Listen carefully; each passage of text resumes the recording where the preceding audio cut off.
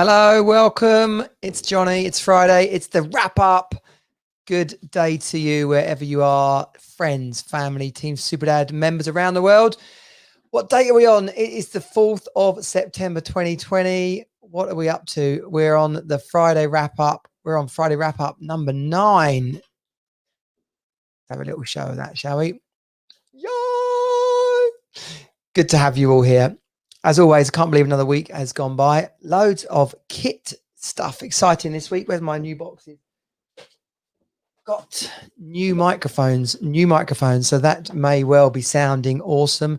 New like mixing desk thing to work out how the hell that works as well. So there's a good chance you can't hear me, although I have tested. So I'm pretty sure you can hear me. Hopefully hear me better than ever. When people do podcasts and live streams and things like this, there's generally a learning curve, and hopefully that learning curve goes up. But it also means you buy bits of kit and then you get along with it, and then you realize that someone else sounds even more awesome than you. It's like going to a festival and you think you've got a really good tent, and then the buggers next to you have got an even more epic tent. So you start to realize, okay, my tent's not as big as your tent or as cool as your tent. So I've made a list, as always. We've got a whole bunch of things to talk about. Dating. We got kids' puberty, back to school and Corona, climbing at some local rocks, which were just covered in crap and litter and everything, going into the city, building up the podcast, regular guests, and a Team Superdad update. So that is the rundown of today's Friday wrap-up. You might have seen on the live stream on Sunday, Bank Holiday Monday, so just a few days ago, Lewis Howes had his 1000th podcast this week. Lewis Howes, he's got an awesome podcast called The School of Greatness. So I won't repeat myself too much, but he started his podcast like in 2013. He's had some amazing guests on, and just like I was saying about all my kit and how things have evolved, his journey has been amazing. His first podcast was done on an iPod with headphones and just kind of crappy. And he's on his 1000th episode now. So what's that? 2013, 7 years. That's 5, obviously. There's 7. 5 and 2, 7. That was 8. 5, 2. 5 and 2, 7. 7 years, 1000 episodes. It's really a measure of sticking with something and keep going. Not just because you get good at it, but because of the attention it attracts and the momentum it creates. The reality is that no matter what race you're in, not many other people are going to keep going for 7 years. So there's a pretty famous Will Smith interview. I think he's talking to Oprah. So it's a pretty cool interview, basically.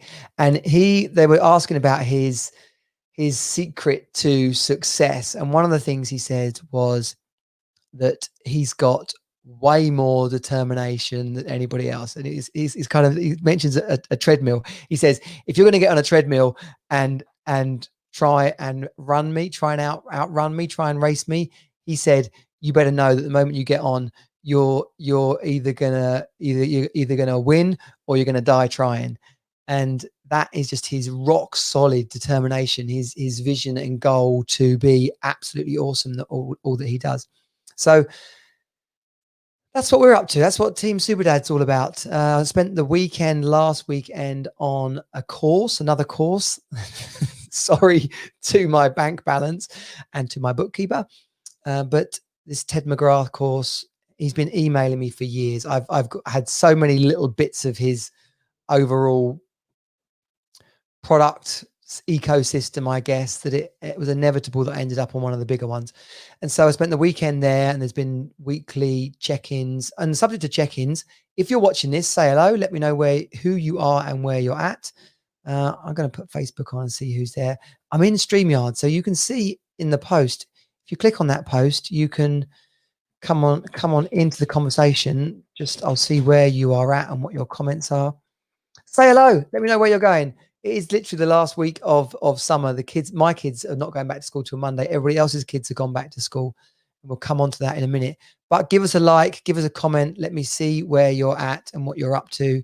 It will be great to have you involved. At least let me know that I'm not here on my own. You know how it is. The reality is I get a lot more listens on the podcast and on the replays of the live streams. So welcome. If you're on the live stream, leave a comment as well. And for those that haven't heard before, Team Superdad is a community for dads creating their best life ever. Busy, business-owning dads who want to transform their health, wealth, and happiness. Come and get involved. TeamSuperdad.com. The F5 and the Hero Academy is part of what we do with our accountability and our coaching. So it's all absolutely awesome. And there's a big launch coming up on the 1st of October. Oh, and the event, the Launchpad event coming up in just a couple of weeks. Get over to teamsuperdad.com, get fully involved. So yeah, so this week, the Ted McGrath course. Yeah, it was just cool. All people from all around the world, live streams, Zoom meetings. This whole kind of Zoom fatigue thing, I think, is a bit of bollocks, basically. If you ask me, crap meetings are exhausting, and you can just as easily have a crap meeting on Zoom or other video tools as you could in face-to-face. The only difference is that people don't normally go on the internet afterwards and say, that meeting was crap. Whereas because you've been online, you can suddenly start blaming Zoom and everything. But let me tell you, been on Zoom calls for 3 or 4 days with hundreds of other people, and because the content was good and the event was engaging, I was tuned in the whole blooming time. So don't be put off by that. Of course, we're all looking forward to face-to-face events coming back as soon as possible. But I don't know, when will they? I mean, I've got on my list about going into cities, and when will it happen again? I don't know. I'm not fearful. I think it's pretty confident in saying that. But you get whenever you get out of the habit of doing something, it's hard to get back into the habit of doing something.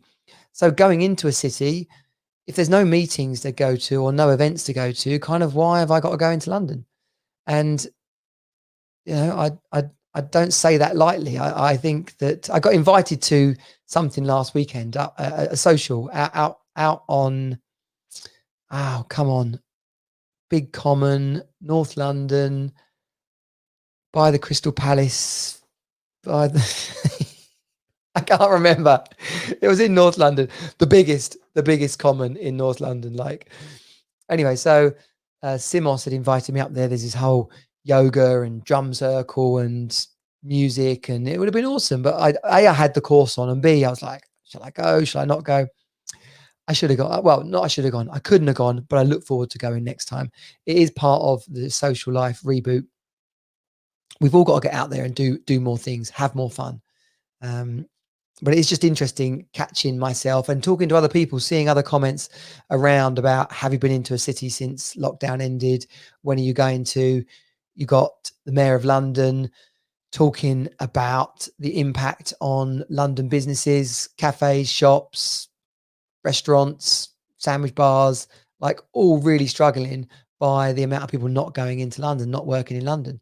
I've got friends in marketing agencies, traders, and they're all working from home now. And no one's really that keen to get back into the office, primarily because they've worked out they can do it from home. So I think for those people, who wouldn't want to cut out 3 hours on the train? That is the reality. And you know, that dovetails neatly into going back to school. There's been a lot of conversation in a lot of dads groups, parenting groups, about people sending their kids back to school. Are they worried? Oh, the bloody news. I rarely turn the news on, but occasionally it's either on or I catch this. I flick past it and there's someone I want to speak to. And they had the UK Minister for Health on the other day, and the BBC News was giving him an absolutely hard time. And as far as I could see, they were pretty much asking him to predict the future.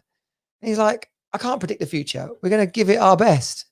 And I don't know. If you're bang into your politics, you're going to definitely have an opinion on whether the UK government is doing a bad job.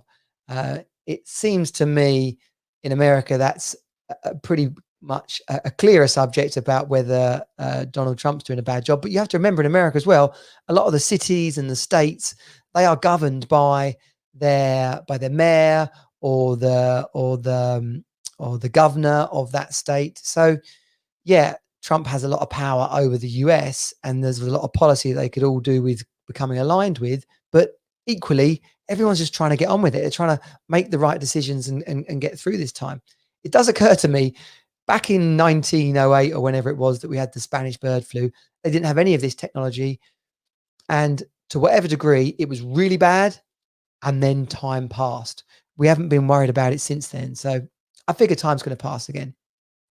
But for some people, definitely worried about their kids going back to school. The only thing I'm worried about it is I want my kids to just have fun. I want them to be relaxed and enjoy themselves. And if they're having to wash their hands constantly and put sanitizer on, I mean, before lockdown, in the 2 weeks that our school was, giving sanitizer and stuff, my kids' hands were red raw. And I'm not okay with that. I'm not going to have them put sanitizer on their hand 5 times a day to the point their hands are bleeding because they're so dry.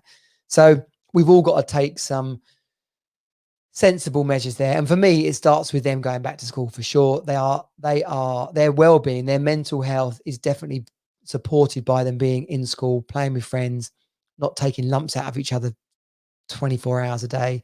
They need to be back in school. And I'm really glad that they're going back on Monday. Cheers. So where does that go on to next? Oh, yeah, we're talking about the kids. Okay, so we'll talk about puberty. Blimey. Do you know, like parenting, the subject of parenting is so important for us all, for conscientious parents, people who want their relationship to their kids to be positive and fun and open. That's pretty much for me the 3 most important things for me and my kids: positive, fun, and open. So they don't have to find reasons to lie to me. They don't have to keep things hidden from me. Like, kind of my promise in that regard to them is that I will try as best as possible to not overreact, to not come down hard on them about things where it was better off that they were honest with me so that we could have a sensible conversation rather than then hide it from me and us work it out that way. So that's always how it's been. And we've always had a lot of fun together, going out, swimming, cycling, cinema, playing games, football, cycle, the whole shebang. Like we always laugh a lot, eating dinner together, watching TV, box set series together. And now, particularly over the last few months, they've hit puberty at the same time, which didn't even occur to me was going to happen. One of them's 2 years older than the other. So why would it? Unless you've got a boy and a girl. So unbelievable. I'm trying to work out why they're both being little shits to each other and me, basically. And then it just dawned on me a few weeks ago. There was some other conversation about things that are going on with their bodies. And I was like, oh my gosh, it's happening to both of them at the same time, which totally makes sense when they're being grumpy, moody gobshites to me. And I'm thinking, why are you being like this to me? You've never been like this to me before. And yeah, that explains it. So it's just practically, they always want to go in opposite directions. No, we're doing this. No, we're doing that. And I'm stuck in the middle, particularly yesterday when we're up a rock, Toad Rock in Tunbridge Wells, like a whole sandstone, rock place. It's weird. It's just it's not in the middle of nowhere. It's kind of just on the edge of town, and there's these big rocks. So when you're standing up on the edge of them, you're about, I think the high ones, you're probably 15 foot up.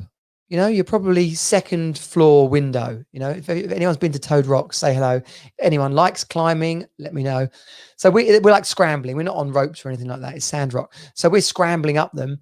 And Jago's going, I'm going this way. And Rosie's saying, I'm going this way. And I'm in the middle thinking, if either of you or both of you fall, I'm screwed. I'd rather, at least if it's in the same place, I might be able to catch one of you, let alone going in the opposite direction, which would be fine enough if they then, in this beautiful countryside, idyllic moment, places where I went to when I was a kid, climbing the exact same rocks, they're now arguing about which direction we're going to go in. And so I can't cope, literally, after 7 months of lockdown, 7 weeks of school holidays. They're like, my attitude towards kids going back to school is they need to go back to school because I can't go mad. I can't get on with any work. I can't have some routine. And And I don't want to hear them shouting at each other, taking lumps out of each other, like going in different directions and crying. I bring them back together. And like for me, in terms of the conversation, all I can do is advise them that, no, not advise them, that's a shit word, isn't it? Remind them of the things that matter to us as a family, about honesty, about giving each other space, about having fun, and about being open. Is that when you allow each other to be themselves, when you allow each other to be grumpy or to be upset or to want some quiet time, then that's perfectly okay. And then when you're arguing, listen more than you talk, so that you get the chance to make a choice how you react rather than just react. And blimey, I could have done with that advice a few times in my relationships. And so the the importance of listening more than you speak and choosing your reaction, and sometimes, even though you really want to be right, not saying anything, just allowing the situation to roll on, so that, because that's better than an argument. I say to Jago so many times, just rise above it, dude. Just let her be herself. Having a boy and a girl, having had my experiences of relationships, I I feel like I have a greater understanding of women now than I ever done, and I should have, because that's just old age, right? But so often, it would have done me well to just shut up, basically. I don't mean shut up and be walked all over, but there's things about being a woman, there's things about being a man. Men like to lead. They like to feel that they're looking after someone. They like to show people how to do things, especially people they love, right? And then, ironically, quite often, women don't like being told what to do or being shown what to do. And so, as I'm trying to teach a boy and a girl, a brother and a sister, how to be with each other, I'm asking her to appreciate him more, to appreciate the fact that he wants to show her things and to lead the way. And I'm trying to explain to him, sometimes you just got to let her be right, because A, she probably is, and B, there's something. Well, what am I trying to say? B, there is just a lot more to be had out of the relationship by not nitpicking over every little thing. And so that when they're arguing, and then when I'm getting to the end of my tether of however many hours it's been, so sometimes I try and tell them to shut up, shut up. And other times I think, right, I'm just gonna let them get on with it and see where it leads to. But ultimately, both those things end up with them crying and shouting at each other. So I'm still working on it. It's a fact of life that our children go through stages, and we have to adapt to those stages. They change quicker than we are aware of. Just like it took me a while to realize that, oh my gosh, they're both going through puberty at the same time. It then takes a while for us to adapt and understand our children again, and move into the next phase, because that's what it is. It's the next phase. And I'm excited by it because we're watching different TV programs. We're having different conversation. My boy is pretty gobby now. He's biting back and saying things to me, which in the grand scheme of things are pretty funny. It's quite good. He's a little bit of swearing and a little bit of edge to his conversation. It's quite funny, but equally, he's then crying over the tiniest of things. So that is puberty, right? So, blimey, back to me, I guess, dating. We've I'm trying to be as honest, open and honest. There we go. I'm trying to be as honest about my dating situation as we can. There's just not a lot to say about it, because there's not a lot happening really. My social life is, as lockdown eases, my social life is kicking back into action, like a lot of people's is. But yeah, whether it's dating apps or dating events, or being brave enough to have honest conversations with women I already know, this is the important thing. I don't know that I want a relationship. Basically, I think that it would do me well to date people for a while. I think that's good advice to anybody. In America, certainly my experience is that people, that like you see on TV, people date before they go steady, right? And I think that's true. Surely you can go out and have dinner with more than one person. You can go out and have dates with people. One date would be good result for me right now, but the idea or the concern that the moment you go out with someone, that's it, is something that I and yourself shouldn't be stopped by. I was listening to a dating podcast the other night. I've created something called the Pod Amp, which is it's a group on WhatsApp where we all listen to and review and share each other's podcasts. So I've listened to the most insane number of podcasts over the last few weeks. Some of them are so bloody boring, and maybe you're going to give me feedback and tell me that these are so bloody boring. I hope not. I bloody hope not. I'm working on getting some regular guests in, other dads that we can banter with and talk about. But I was listening to this dating podcast and it was so boring. It was so boring. In their intro, they said, "We've got a real passion for dating," and then the podcast is utterly boring. But in amongst that, there's some good points, some good tips. And this is the point I'm making, is that making poor decisions in the past, staying in relationships that I shouldn't have stayed in as long as I did, doesn't have to mean that I can't date people now. Doesn't have to mean that I can't go on relationships now. And I need to have the confidence to say to someone, let's go out, let's go and have a drink, let's go and have a walk, let's go and have a cup of tea, let's go and whatever it might be. And be equally prepared to say, that's not really the one. I'm not really feeling it, but it's been nice to know you, meet you, and to whatever degree appropriate, let's stay friends. So is that normal? I don't know. I'm trying to find out from lots of people exactly what the dating world looks like. I generally seem to see people moaning about it more than anything. So I don't know. Send me your tips and advice. If you're a dating coach or expert, come on the podcast. And we will look to crack this nut once and for all. It's winter's coming up. I bloody hate winter. I absolutely hate winter. Different if you lived in the mountains, as my brother has gone and done. But yeah, so there's a lot to do, right? A lot to do. Team Superdad, let's get that up and running, launched, making some money, doing some good in the world for other dads just like myself. Cracking the puberty code with my kids, getting out there dating, and everything else that might come along. Fitness is still on awesome track. The gym is back open, and that is great, albeit pretty damn weird. If you've got guests, if you've heard other podcasts and there's people that you think I should have on the Team Superdad podcast, then let me know. Come on over to teamsuperdad.com or any of the socials. It's Team Superdad HQ on Instagram and Twitter, Team Superdad. If you search up groups on Facebook, we are Team Superdad, a group, and all dads are welcome in there. Otherwise, it's Jonnie Jensen at Team Superdad. I can't wait to have further conversations. Let me see more of your comments. I've had a bunch of comments on on Periscope, seemingly in Spanish or Argentinian, which is, what do they speak in Argentina? Spanish or Portuguese, probably.